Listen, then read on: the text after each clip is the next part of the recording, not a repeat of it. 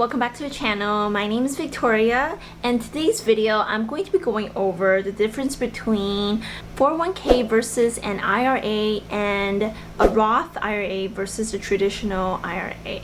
Now, all these terminology is extremely confusing, but just think of these as vehicles to invest your money towards retirement so that you can access them when you retire. And these vehicles can include things like investing in mutual funds, in stocks, in bonds, and even real estate. These are all different types of vehicles that you can invest in tax-free. Today, I'll be going over each of the different retirement accounts, especially if you're a young working professional or about to start your job. It is so important for you to think about your future and help set yourself up for success when you retire. Before we continue, be sure to like this video and subscribe to this channel. It really helps with the YouTube algorithm. It really supports me in filming these videos. Ignore all the terminology first because that's just confusing.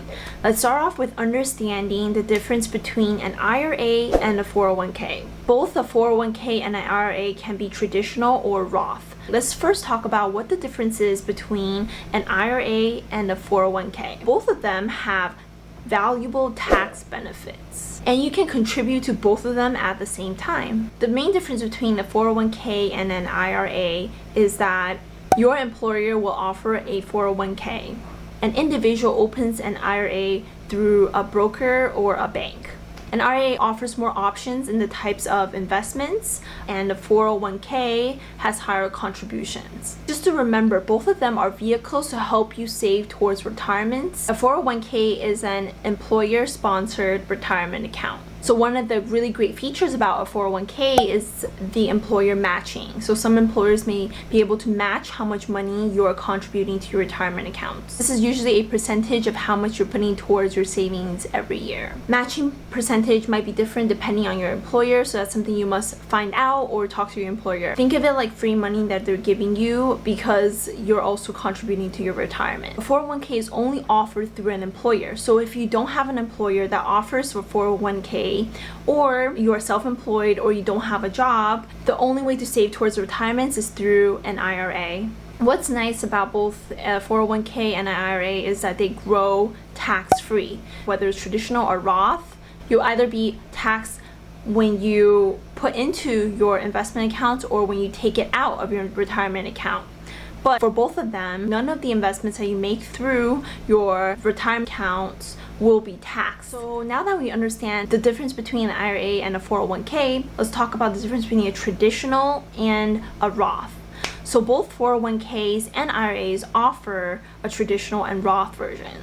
And the difference between the two is contributions to a traditional retirement account is tax deductible, which means you also pay taxes when you withdraw the money. Back in the days, this was the only thing that was offered.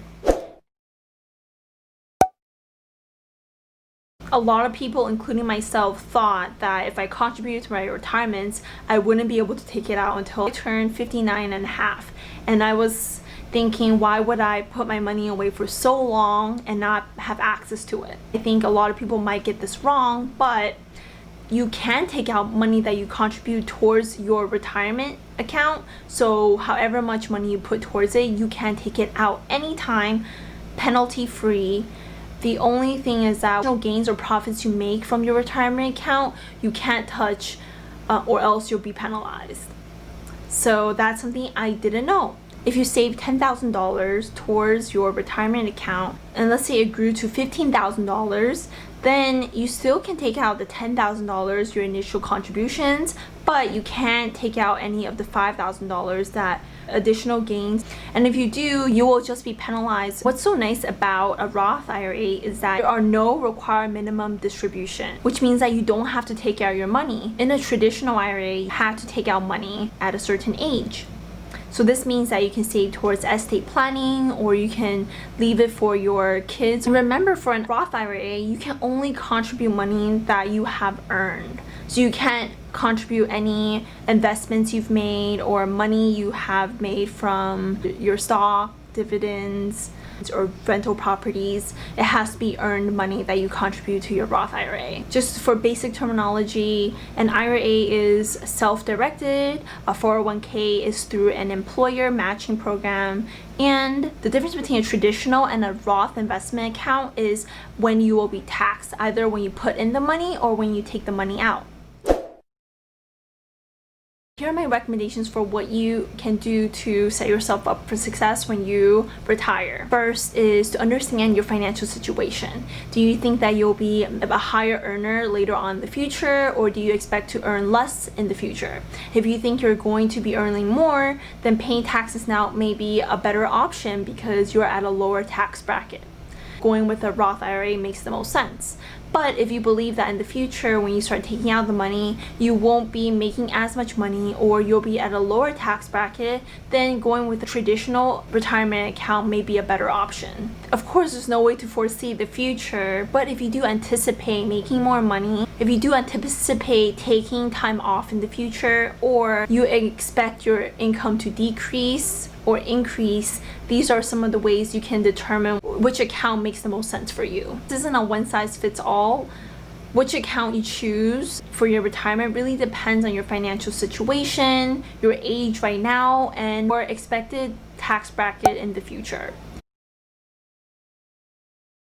And just to know, there are some things you can't control, for example, the tax rates in the future, and that's something we all won't know. Based on your current situation and where do you expect to see yourself in the future, is a good way for you to decide on which retirement account makes most sense for you.